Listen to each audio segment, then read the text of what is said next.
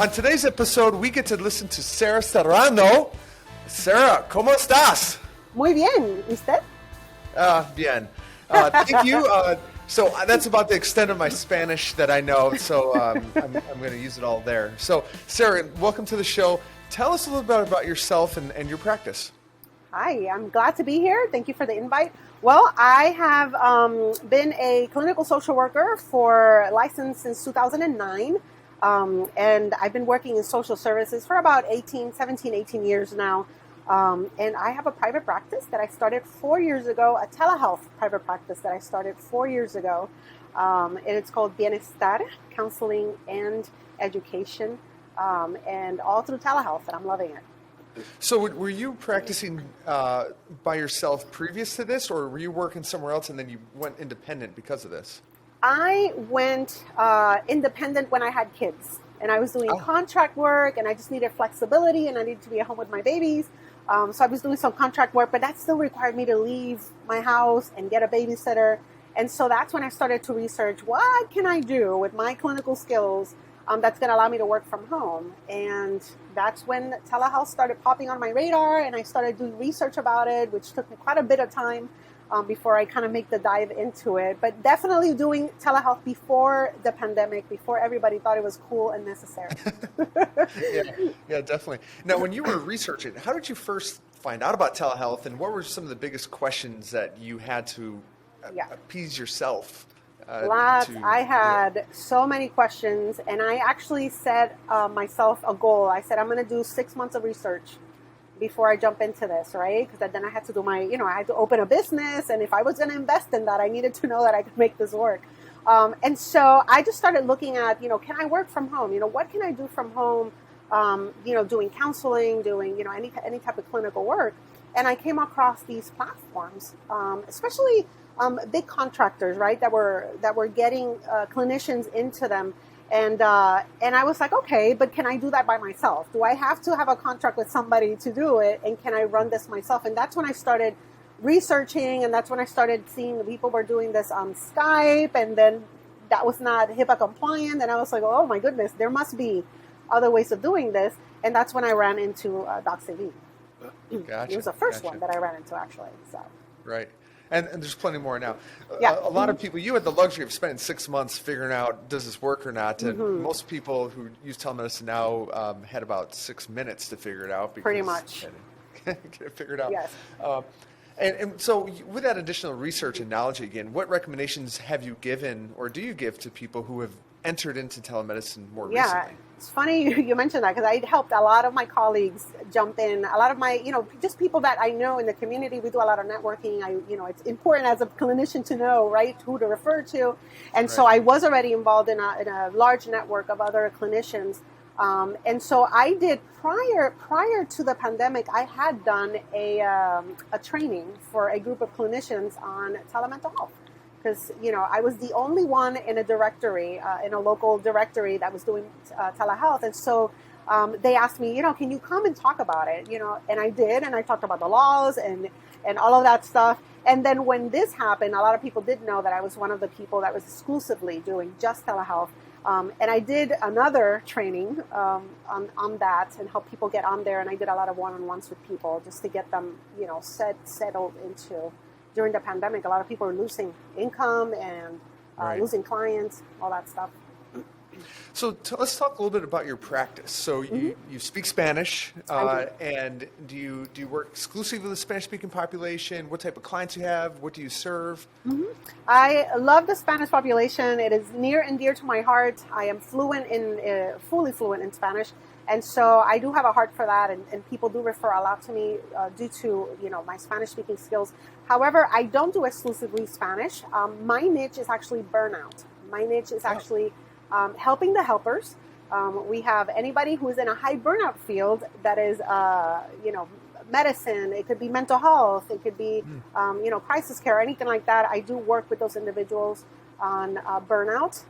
And it's interesting that it's not just high burnout fields anymore. What we thought of high burnout fields, but during the pandemic, other fields that were not high burnout fields have become high burnout. Hospitality, teaching, among others. So Right. there's quite a bit of work out there for this. I do trainings on burnout also for corporations through EAP, and so it's happening. So, with burnout, we've heard a lot about burnout in the medical field, especially during Yeah. this COVID era. There's a lot more requirements, there's a lot additional burden on them. Mm-hmm. What are you seeing, and what are some of the recommendations you provide to address that burnout? Yeah. So, there's the burnout a lot of times. Well, there's a difference between, what we call vicarious trauma, which that secondary trauma is just like you're constantly listening and dealing with this crisis all the time. And burnout is just, kind of occupational. It's felt more in the physical sense. There are differences, but they're kind of merged together. However, before you had these mental health, and it could be medical practitioners, emergency responders, there's always that degree of separation. This is happening to them. I'm here, I'm listening to this. It does affect me, but there's a degree of separation. Now with the pandemic, everything's happening to all of us. Right. So it's, that degree of separation is not there anymore. And so that is why a lot of individuals are really struggling, because what's happening with their patients might be happening in their home with a loved one. And so that is what we are pretty much seeing right now. Mm-hmm. Plus the lack of workers, people going home, they're, quarantining for 2 weeks. Now we're short staffed. There's been an exodus from the medical field too. We have a local hospital here who lost 72 nurses last year. Wow. They just couldn't do it. So. And what are you seeing in the hospitals related to burnout? We're seeing a lot of individuals just really struggling to keep it together, right? When you are in a state of burnout, you see a lot of lack of focus. You see a lot of physical manifestations. So we're talking about literal physical fatigue. We're talking about people calling sick a lot. We're talking about a lot of fear and anxiety that's mixed into all of this. We're talking frustration with the system that is trying to do their best, but it is overwhelmed at this point in time. It depends on, where we just had in South Florida a big spike throughout the summer. And so it is now calming down, but now we're going to see other systems maybe in the north go through this.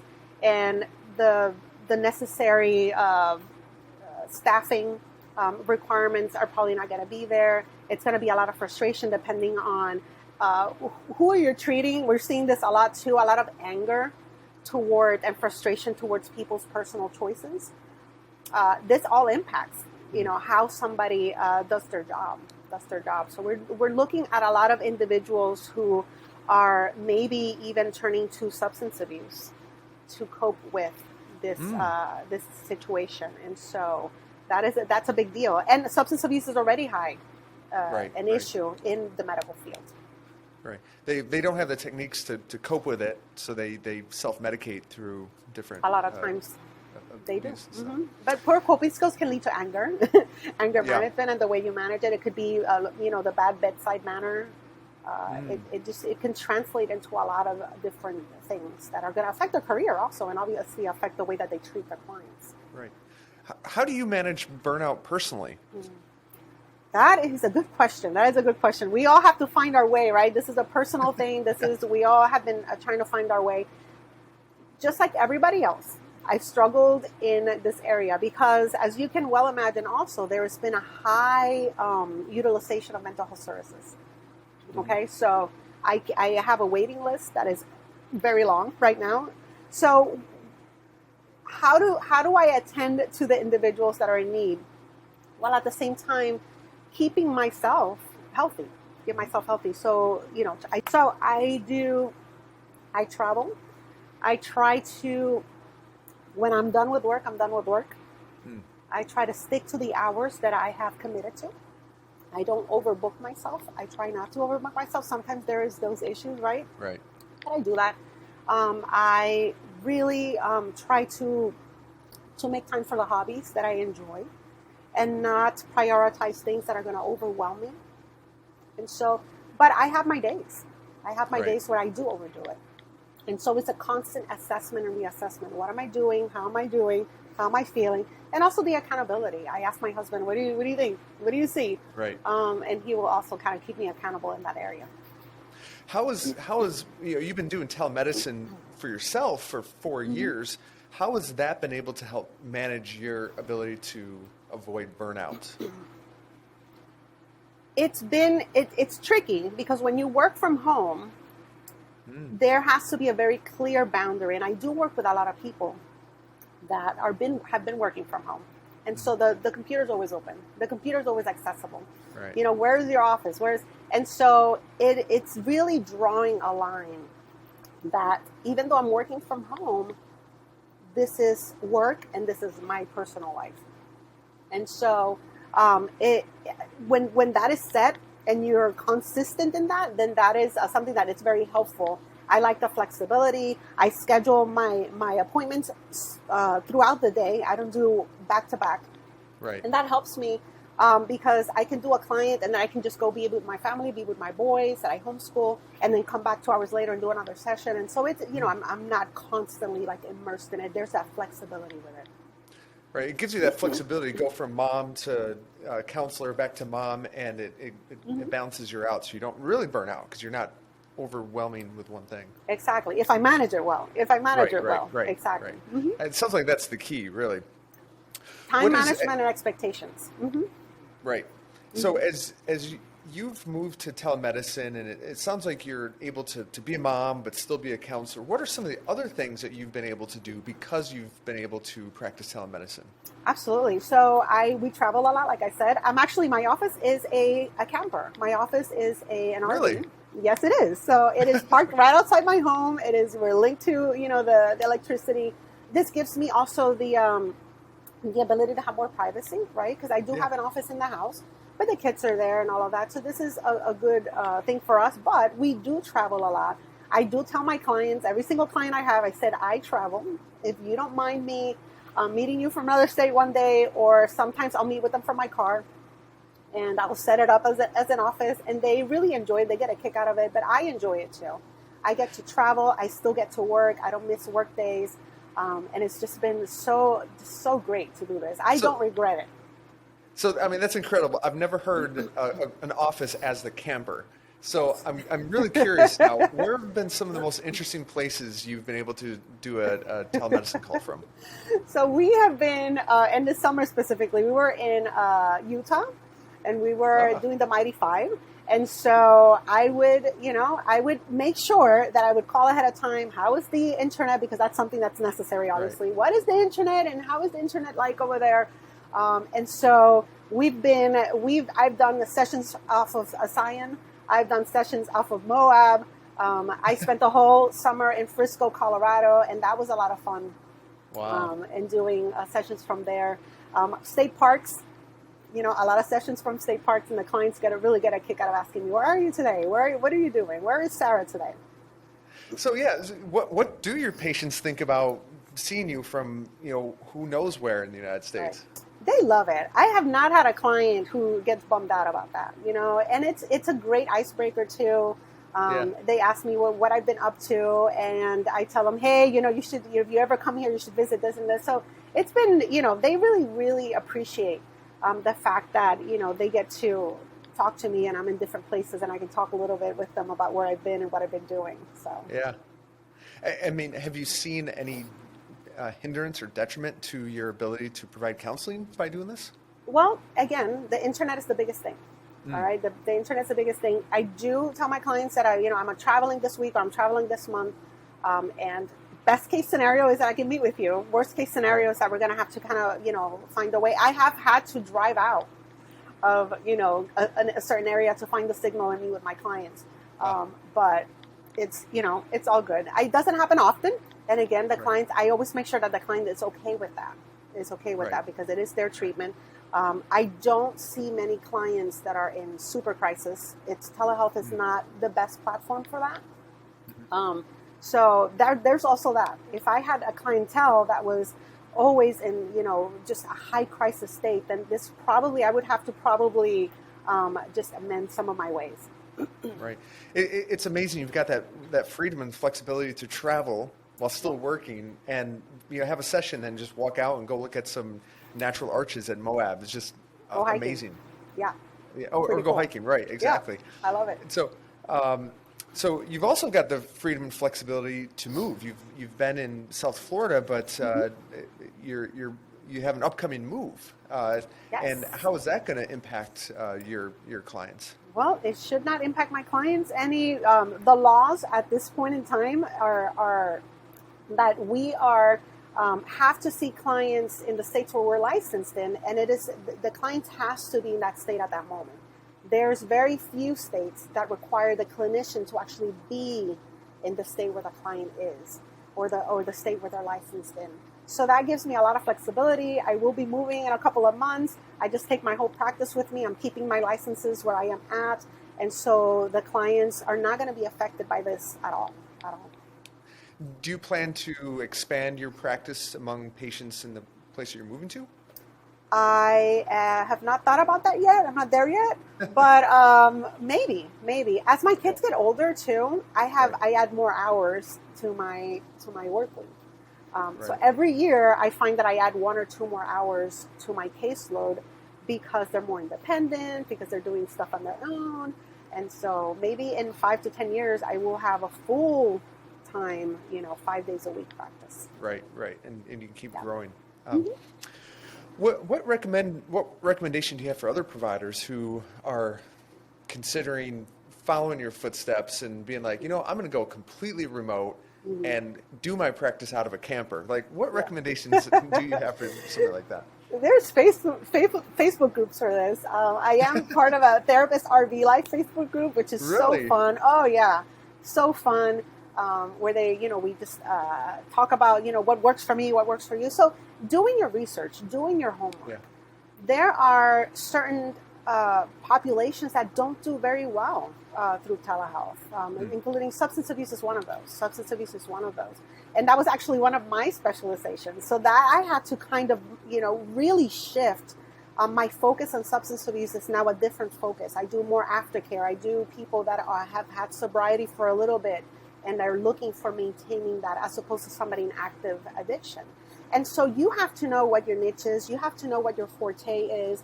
If you like working crisis, if you like working with individuals who are high needs, telehealth might not be the thing for you. And so do your research. There are so many platforms, so many options now that it's incredible. It's actually hard to pick. Because there's so many, different places that have the bells and whistles, all of the things, but it is so flexible, especially for individuals, men and females, right, that have small kids and want more flexibility. During the pandemic, also, the clients themselves are asking not to go into the office. And so do you have the ability to say, hey, you can come to the office in person, or we can meet through telehealth? Do you know the research? Can you tell a client whether the research says that the outcomes are the same if you do in person or through telehealth? Do you know that information so you can confidently talk to a client about the option of telehealth? Right. Have you actually done an in-person session with any of your clients? Not since I started private practice. Wow.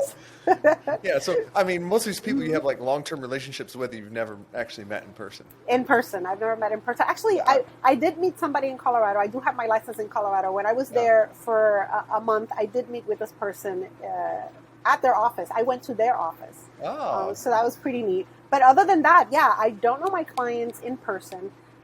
And my clients seem to be fine with it. We really have a long conversation about the benefits, the merits of it, and also, the downside of it. And really, clients get to choose. They're well informed. They come in with eyes wide open because I want them to have all the information. And what's interesting is when I first started this practice, I thought I was going to have a younger population in my caseload, and it has not been the case. And many of them, when I talk to them and they say, well, you don't have any in person, I'm talking about like early 30s and even in their 20s, they tell me, I'm always online. I want to see somebody in person. And I thought that was extremely interesting because I thought those were the people that I was really going to, be flooded with. I was trying to prepare myself that was going to be a population, and it's not. It's the busy career, mid 40s and up that is looking for telehealth. It's been interesting. Yeah, looking for the convenience more than anything. So, right. And then there's the people always online that are looking for the connection, the human connection, and that's what they want in person.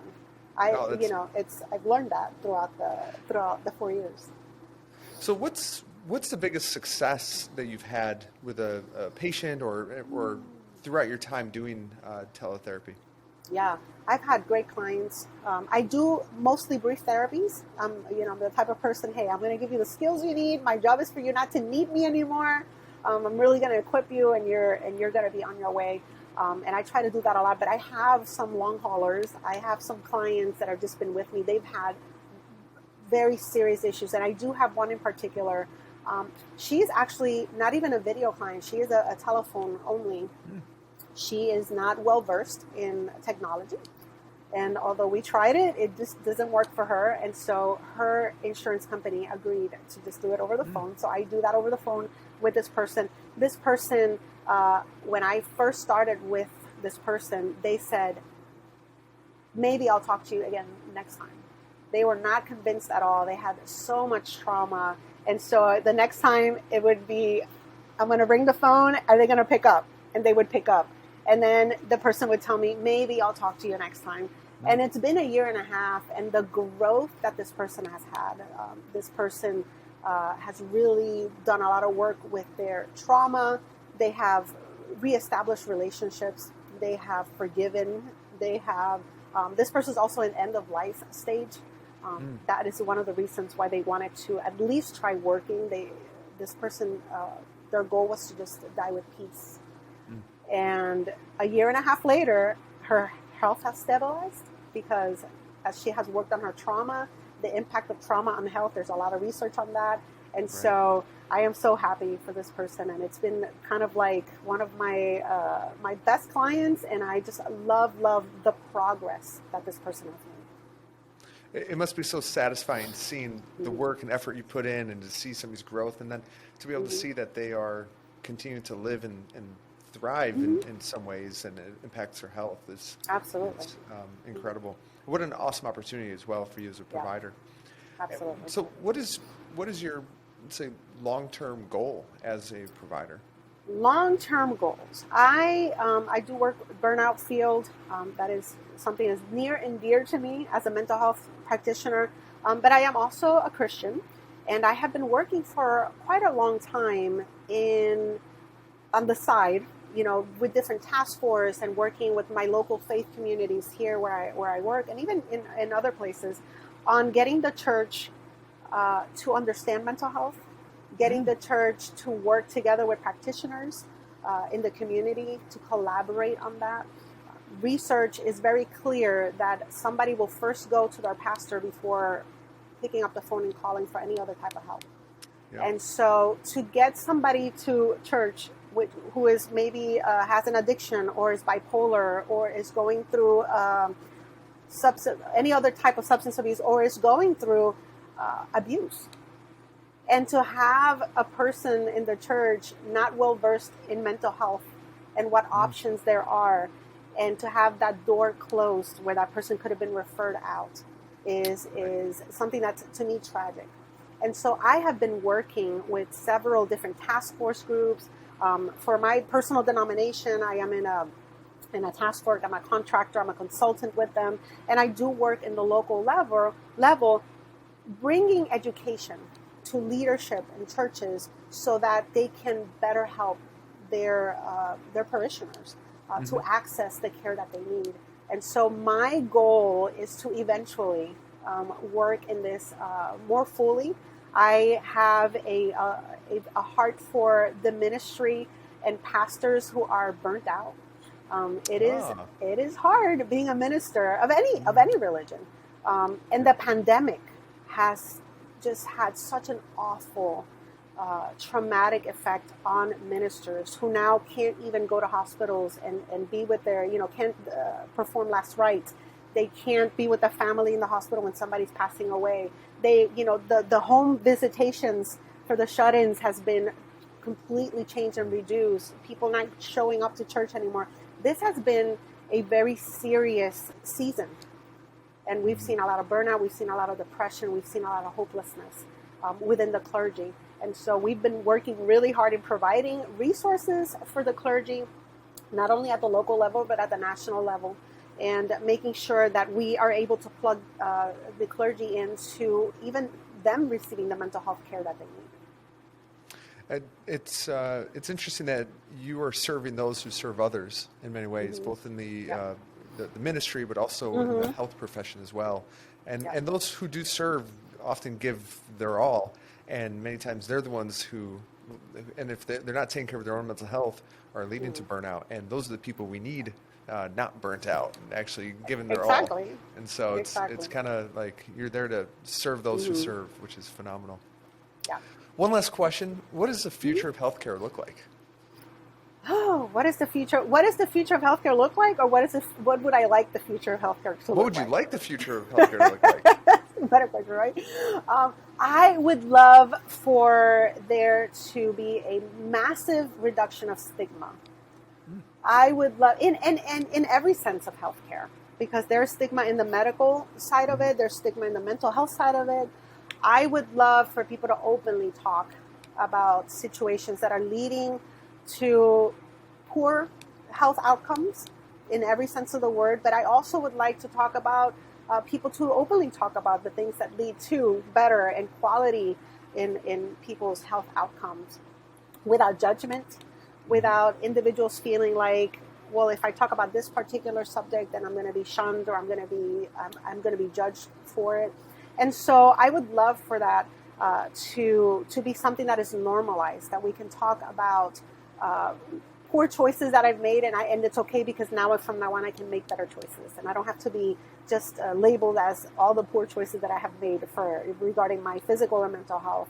I would also love it if in our mental health field and even in our medical field, if there was a more proactive front-end approach to treatment. That is something that I would love to see. As a social worker, we are trained in graduate school in a strength-based approach, looking at somebody's strengths as opposed to looking at deficits. And our medical model at this point in time only looks at deficits. It only opens the door for somebody to receive treatment if they already have something that's diagnosable. And to get somebody in the door, especially if they're going to use their mental health benefits and they're going to use their medical benefits only when there is already something wrong, to me, it's a disservice. If we could, as part of everybody's mental health benefits, do what we call preventative care, if somebody could go into counseling when their little signs are there, right? If somebody can receive full benefits for doing premarital counseling, as opposed to waiting until I don't know what I'm doing and we're messing up here, that would change the landscape of people's health outcomes across the board. So those are my two main things. It's an aspirational goal, and I think it's very worthwhile. I think it's attainable if enough people advocate for it. Absolutely, absolutely. Well, Sarah, thank you so much for your time. Had a great time chatting with you today, and appreciate your time. Thank you. I appreciate being here, and thank you for the opportunity.